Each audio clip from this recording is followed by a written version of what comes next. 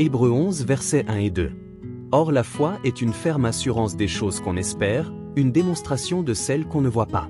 Pour l'avoir possédée, les anciens ont obtenu un témoignage favorable. Thessaloniciens 5 verset 17. Qu'est-ce que la foi? C'est une ferme assurance dans la réalisation de ce que l'on espère. C'est une manière de le posséder déjà par avance. Croire, c'est être absolument certain de la réalité de ce qu'on ne voit pas. Si les hommes d'autrefois ont été approuvés par Dieu, c'est parce qu'ils ont eu cette foi-là. Sans la foi, il est impossible d'être agréable à Dieu. Hébreux 11 verset 6. Si vous ne croyez pas Dieu, vous blessez profondément son cœur et vous vous privez de ses bénédictions. C'est comme si vous lui disiez « Non, merci. Je ne te crois pas capable. Tu n'es pas à la hauteur. Je ne veux pas de ce que tu me donnes. » Le Seigneur honore la foi de ceux et celles qui sont simples. Pas la foi en n'importe quoi ou en n'importe qui. La foi en ses promesses. La foi en sa parole.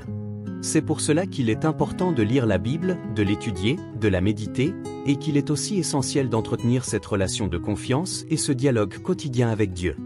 Dieu parle tous les jours à votre esprit.